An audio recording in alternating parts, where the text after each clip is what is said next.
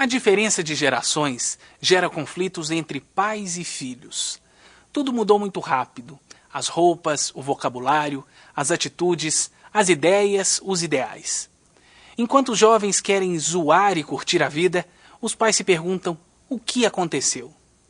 Conhecido como músico na dupla Cleiton e Cledir, é na literatura que Cledir Ramil nos confidencia suas angústias e nos faz refletir sobre as possibilidades de sintonia entre pais e filhos. Assista agora ao papo com Cledir Ramil.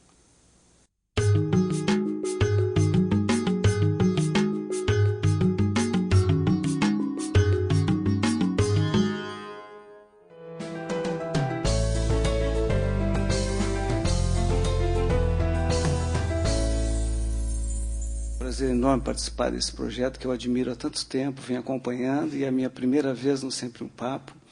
Então é um prazer muito grande mesmo estar aqui.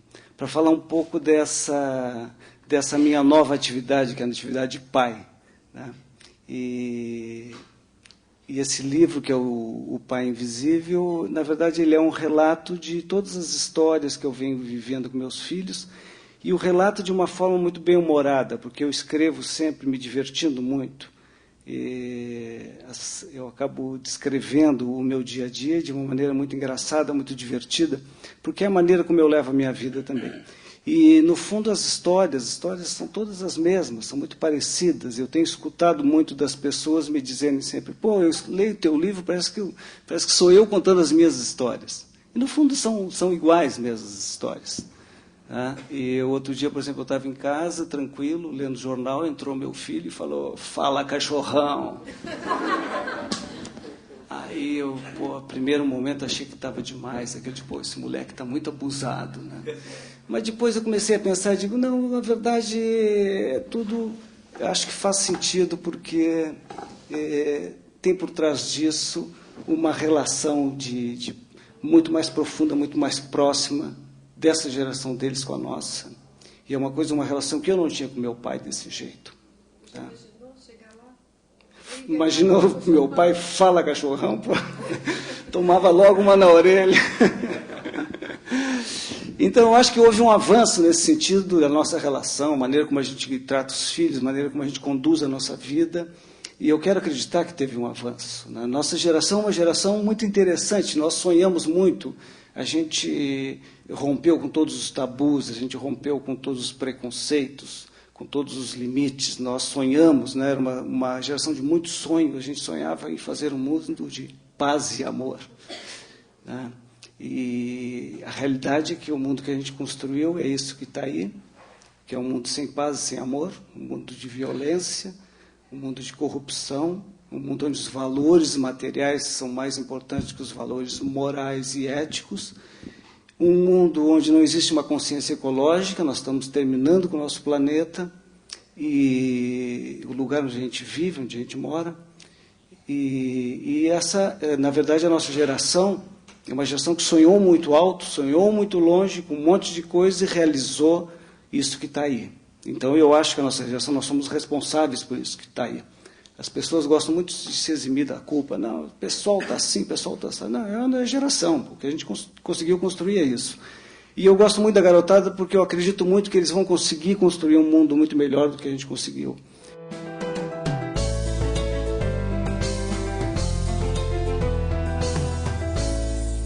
A nossa geração teve todo esse avanço de relação com os filhos, mas temos todas as nossas dificuldades, dificuldade de botar em prática as coisas que a gente sonhou, dificuldade de hoje em dia de dar limite para os filhos. Todo mundo sabe que os filhos precisam de limite, por quê? Porque é isso que dá segurança para eles. Nós rompemos com os limites, como é que nós vamos dar limite para os filhos? Nós não sabemos dar limite para os filhos. É uma das dificuldades que a nossa relação tem. A gente precisa, hoje em dia, se aproximar pelo menos um pouco daquele modelo de comportamento que a gente ajudou a arrebentar, ajudou a romper. A gente precisa voltar a se aproximar de um pouco desse comportamento dos nossos pais e aprender a dar limite para eles. Porque eles precisam do limite. Porque o limite, como eu disse, todo mundo sabe, isso é mais do que falado, é o que dá segurança para eles irem construindo a sua personalidade e tudo. Porque filho é assim, no início eles dependem da gente para tudo, né? Depende da gente para comer, depende para tomar banho, para se vestir, para tudo, aí vão crescendo, Aí chega naquela idade e começam a pensar. Aí começam a pensar. E pensam que sabem atravessar a rua. Aí eles pensam que sabem mexer com dinheiro. Eles pensam que estudaram o suficiente para a prova. E pensam que o mundo gira em torno deles. Eu digo que os adolescentes vivem numa fase pré-Galileu, que é a fase onde o homem ainda achava que o universo inteiro girava em torno dele. Aí quando ele começa com esses papos muito autocentrados, eu digo, alô, alô, Galileu, Galileu,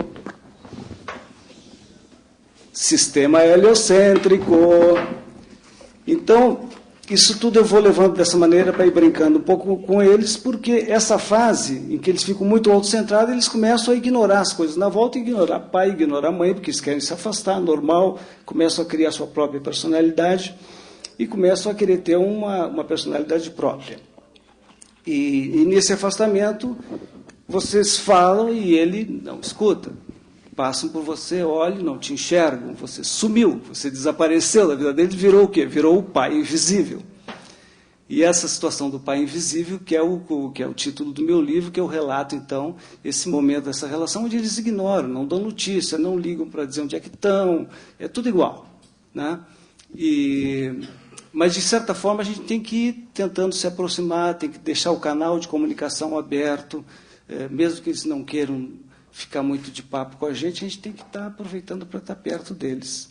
Porque esse canal não pode fechar nunca, né? E a gente tem que estar sempre mais ou menos ligado neles. E tentar se aproximar, de certa forma.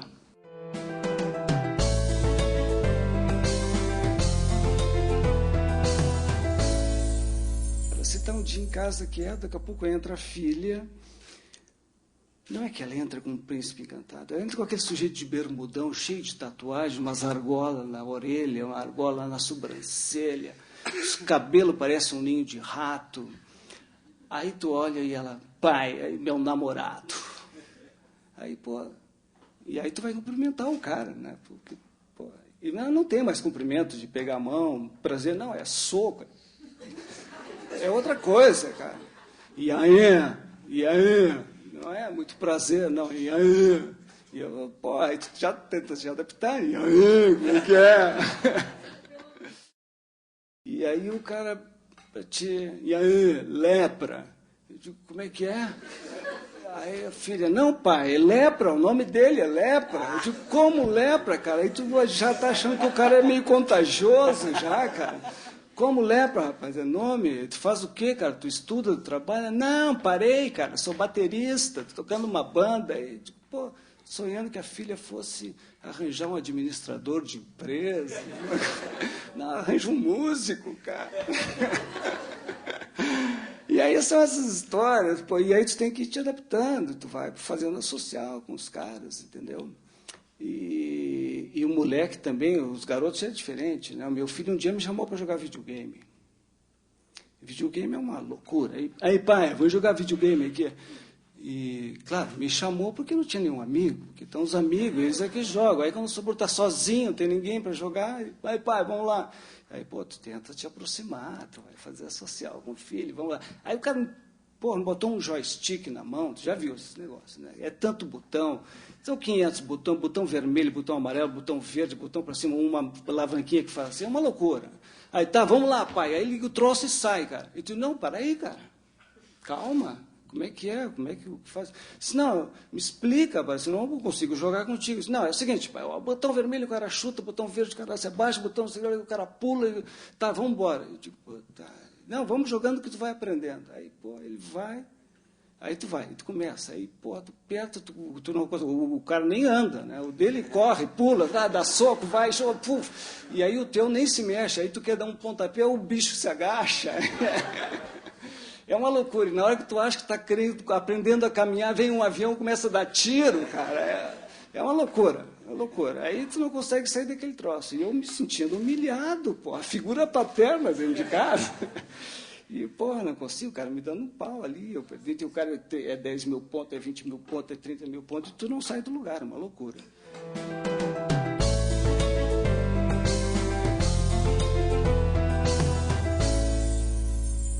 A minha relação com as palavras, ela vem ela vem de trabalhar letras de canções. Eu comecei a escrever letras de canções. E é muito interessante que muita gente não tem a noção exata, acha que escrever, fazer música é uma coisa muito simples. Senta num bar, abre uma cerveja, vem a inspiração. Na verdade, eu acho que é um exercício de extremo rigor literário, escrever letra de música. A gente trabalha com prosa, está aqui o Celso Adolfo, aqui, que também pode nos falar um pouco disso também. A gente trabalha a gente trabalha com métrica, a gente trabalha com prosódia, a gente trabalha com rima. E tudo isso vai te dando uma capacidade de mexer, de escolher palavras. Tem que, às vezes, escolher uma palavra de 3 sílabas que seja uma paroxítona, para encaixar ali. Ou, às vezes, você trabalha com sinônimos. Então, tudo isso, mexer com as palavras, vai te dando uma intimidade com a nossa língua muito grande. E no dia que eu comecei a escrever prosa, para mim foi um sentido de libertação muito grande. Eu comecei a escrever com muito prazer, porque eu já não tinha mais que trabalhar com a métrica, de escrever com tantas sílabas determinadas, enfim. Então, era uma coisa mais solta. Então, me deu muito prazer começar a escrever prosa, talvez por isso mesmo tenha saído tanto esse meu lado mais moleque, mais divertido. Por isso, meu texto é um texto talvez tão engraçado. Por um outro lado, eu sinto também que o meu texto ele tem um ritmo próprio. Eu leio, quase como se tivesse uma melodia subliminar, porque todas as minhas frases têm um ritmo. Eu escrevo, eu vou encadeando. Eu comecei a escrever, na verdade, eu digo que eu aprendi a escrever de ouvido, porque eu escuto os sons das palavras dentro da cabeça, ou seja, eu escuto o som e se a frase soa bem na minha cabeça, ela vai para o papel. Então, é um pouco por aí, ou seja, essa importância de ter mexido e ter feito a minha vida inteira canções é que me levou a escrever prosa. Eu escrevo na Zero Hora, eu escrevo no site O Fuxico, que é um site aqui no Brasil, eu escrevo uma revista de Londres chamada Brasil Net, também para a comunidade brasileira em Londres. E essa experiência de escrever toda semana para a coluna é um exercício muito bom também, né?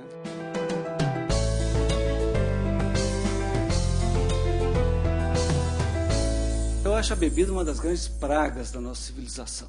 Eu não bebo, e nem falo isso porque não bebo, não me entendam mal. Eu bebi muito quando jovem também, tomei 2 comas alcoólicos, fui parar em hospital por conta de bebida, enfim, a nossa geração toda fez tudo que não devia fazer, enfim. A bebida é assim, eles estão bebendo muito e muito cedo, muito mais cedo que nós. Meu filho hoje está com 14. Ano passado ele teve na turma dele uns episódios muito pesados de bebida, com um garoto com 12 anos de idade, com coma alcoólica em hospital. Quase morreu. Então está muito cedo. Né? E a bebida, o problema da bebida é que o primeiro copo ele relaxa e cria o esquema social que é bacana, de entendimento de todo mundo, e o segundo passo, a pessoa já perdeu o bom senso. Né? E numa cidade, eu vivo no Rio de Janeiro, crio meus filhos no Rio, eu moro ao lado da Rocinha, então a bebida e o próximo passo depois é a maconha, e da maconha é para a cocaína, é para o crack, e é uma loucura. Né? As drogas. Então, é muito difícil, eu converso muito com meus filhos também, porque eles inevitavelmente vão passar por isso, eles vão beber, eles vão experimentar drogas, tudo como a gente fez. É que a sociedade hoje está muito mais violenta, está mais preocupante. Né? No Rio de Janeiro, eu não sei por aqui, mas no Rio a gente tem visto muito acidente de automóvel com garotada bebendo. Sabe? Eu, no meu tempo também, a gente era garoto no interior do Rio Grande do Sul, a gente bebia, saía, tomava, de repente estava com a cabeça num poste, alguma coisa, entendeu? Mas agora os caras andam de carro, saem, são 5 que morrem na mesma batida, sabe? Então os resultados estão muito violentos, né? Sem falar da droga, porque esse aí é o primeiro passo, e aí leva para a droga. Não é, o que eu falo para eles, o problema da droga e do álcool não é muito... não é só a questão do prejuízo físico, né? Envolve uma rede de tráfico violentíssima que está sendo realimentada pelo consumo. Isso aí é óbvio, todo mundo sabe, só existe porque existe um consumo. Né? Então, é difícil passar, as experiências são sempre complicadas, se eles não participam, eles são discriminados. Meu filho até o ano passado não bebia, começou a ser discriminado pelo grupo.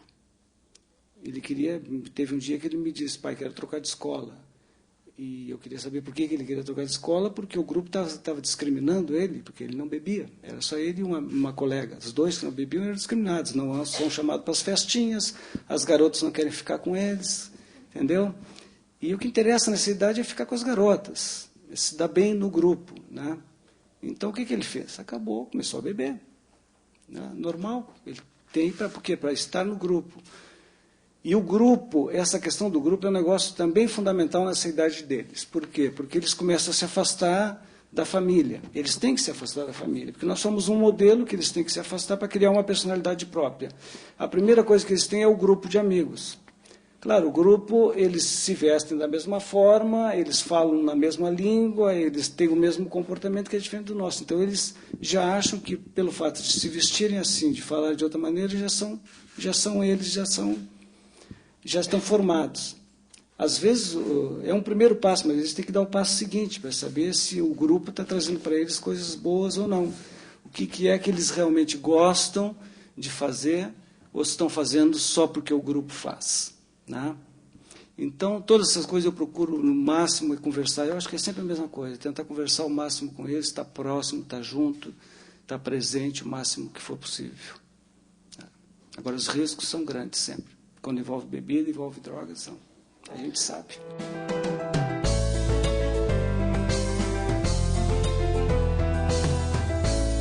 Está mudando. Sabe que às vezes eu digo que eu acredito muito nessa garotada, eu acho que eles vão conseguir dar um passo à frente, eles vão construir um mundo melhor do que a gente conseguiu construir.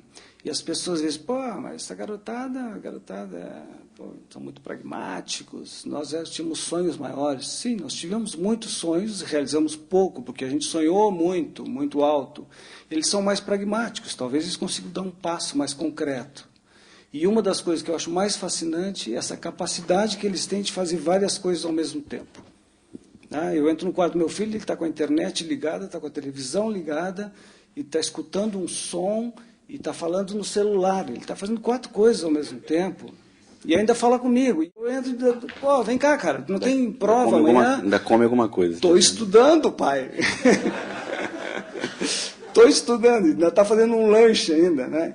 Cara, eu digo então que o processador deles é outro. Já esses dual-core, que são 2, 3, 4 processadores dentro da cabeça, o meu é um 386 ainda.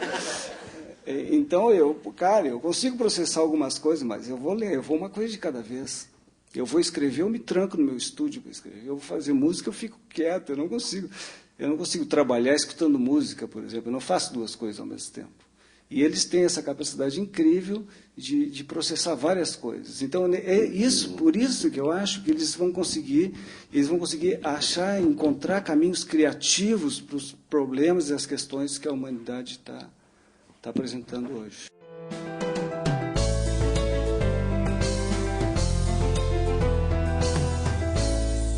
A linguagem é assim, eu acho que a nossa língua está sempre mudando, né? Agora, deles chegou um ponto assim que eles vão criando códigos. É claro, os códigos deles também servem para essa coisa do grupo, entendeu? É como uma bermuda. Eles usam a mesma bermuda, então estão no grupo. Então, se eles não falam aquela língua, eles não estão no grupo. Então, também tem uma identificação de grupo, a identificação da tribo. E essa coisa do MSN... tem essa coisa que eu brinco um pouco com isso, que sempre as falas deles no meu livro é sempre com essa linguagem. Eu acho que ela já foi mais pesada e ela já está chegando um pouco mais próximo do nosso português hoje em dia. Tá? Eu acho que no início ela foi um pouco mais radical e já estão incorporando algumas coisas.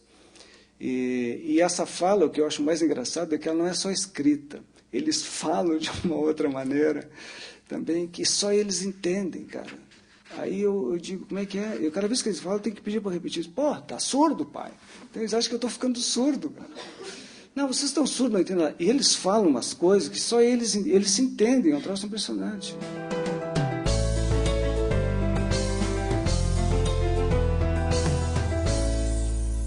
A Ivone, que é a dona patroa lá em casa, tem uma presença fundamental ali. Até porque tem coisas que eles têm muito mais liberdade e vontade de conversar com a mãe do que com o pai. Né? Não sei se é porque saíram lá de dentro, ficaram 9 meses ali, tem uma intimidade, tem umas coisas, né? E que às vezes trocam só com a mãe, com o pai não trocam, né? E eu às vezes eu brinco, alô, pai também existe, alô, eu aqui. Lá em casa é assim, uma família meio atípica para o nosso tempo, porque nós estamos juntos há 25 anos. Eu digo atípica porque hoje em dia a grande maioria dos casais estão separados. Pelo menos no ambiente que a gente vive, Rio de Janeiro, a maioria da garotada toda tem 2 casas. Tem uma casa do pai e a casa da mãe. Isso também vai nos dando um novo modelo de sociedade, né, um pouco diferente. E é interessante também, eles vivem um pouco lá, um pouco cá, e o pai já tem uma outra mulher, uma outra família, e às vezes já tem irmãos, e a mãe também arranjou outro. Isso vai virando uma grande família, né? E eu conto até uma história de uma amiga minha no livro também, muito interessante, porque aí começa um rolo que chegou uma hora que nem as crianças mais entendiam mais quem era pai, quem era primo, quem era... Enfim... E é interessante, porque também todas essas coisas vão trazendo novas maneiras de se relacionar e de se colocar no mundo, enfim.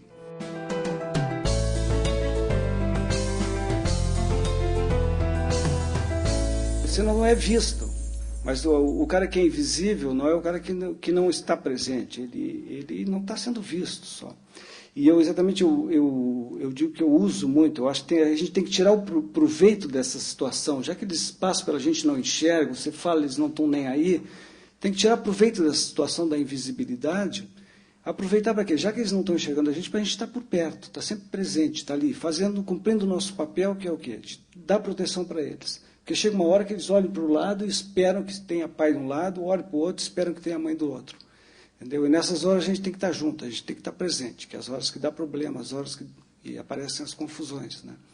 Então eu acho que essa questão da invisibilidade não dá para bater de frente com eles. Tem muito pai que eu conheço que se sente desprestigiado dentro de casa, se sente desrespeitado.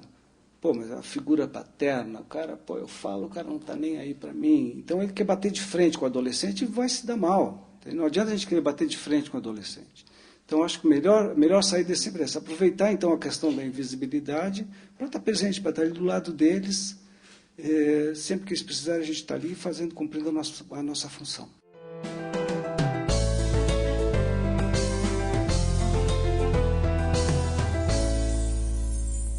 Eu tenho uma relação com eles assim de muita liberdade em relação ao que eles vão fazer da vida deles, do futuro, como vão traçar o caminho deles, né? E eu brinco muito, na verdade eu brinco muito, como eu brinquei com a história do cara que era baterista, enfim, mas eu deixo eles muito livres. Eu tenho uma vida, eu como artista, e minha mulher também trabalhando no meio artístico, eles foram criados dentro de um ambiente que é um ambiente muito diferente dos pai e da mãe, que tem um trabalho daquele mais de rotina, de acordar de manhã, ir para o escritório e voltar para casa. Então, mas eu acho que hoje em dia, por exemplo, a minha filha, para ter uma ideia, ela hoje está com 19 anos, está fazendo faculdade de cinema na PUC, no Rio. E há uns anos atrás, eu me lembro que, por exemplo, quando eu era garoto, as profissões sérias era outro fazer medicina, outro fazer engenharia, né? Então, pô, o pai esperava que o filho, tu vai fazer o quê? Tu vai fazer medicina ou engenharia? Então, e hoje em dia não existe mais isso. O cara vai fazer medicina, vai ralar feito um louco, tipo, vai fazer não sei quantos anos de residência e mais um PhD, não sei o quê, para trabalhar no hospital público e ganhar uma miséria, né? Então, não existe mais, as novas profissões estão aí. Então, eles têm uma coisa de... Eu brinco assim, porque, na verdade, são muitos... Na nossa família são 12 sobrinhos. A grande maioria é tudo saindo pelo lado artístico, assim. Eu digo, pô, mas não vai ter nenhum dentista nessa família. Digo, pô, porque, aliás, não é só na família, eu não conheço ninguém, nenhuma criança que vai fazer odontologia, cara. E daqui a uns anos, quem é que vai cuidar dos nossos dentes? Então, na verdade, eu brinco um pouco com eles, mas as profissões daqui para frente vão ser um pouco mais soltas, mais livres, acho que vão vir novas maneiras de fazer, mas eu espero, pelo amor de Deus, que algumas das nossas crianças se entusiasmem com odontologia.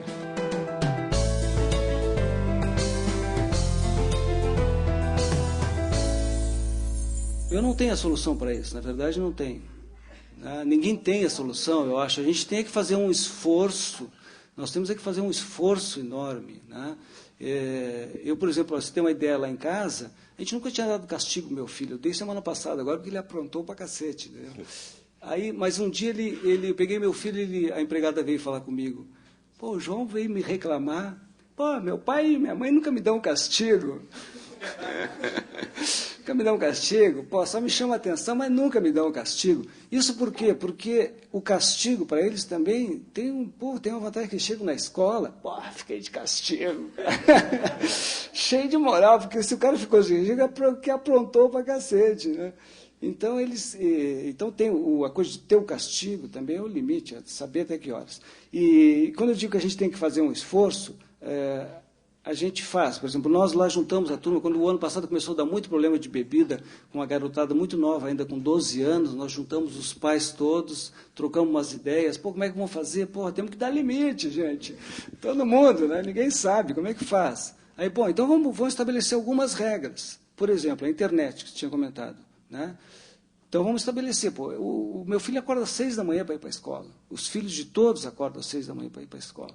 Não dá para dormir às 3 da manhã, né? Se não ser para eles a hora que tem que dormir, eles vão vai à noite no MSN, de abobrinha, de conversa, e entrando em site de mulher pelada, daqui a pouco passa a noite nesse troço, no dia seguinte não acordam. Então se estabeleceu, 10 horas da noite acaba a internet. Por quê? Tem que estabelecer com todos os outros pais. Porque não adianta o teu filho sair e os outros todos continuarem na internet. Porque aí ele chega no dia seguinte, de manhã na escola, aí babaca, né? Rolou uma hora, entramos no site, estava cheio de mulher pelada lá, tu não viu, entendeu? Então a gente, sei lá, eu estou te contando um episódio que aconteceu no meu grupo lá, com um grupo de pais, que a gente se deu conta também que entre os pais seria legal a gente tentar estabelecer algumas medidas, o que é muito difícil. Porque cada pai e cada mãe pensa de um jeito, cada família tem um comportamento diferente de uns de outro. Então, não é fácil.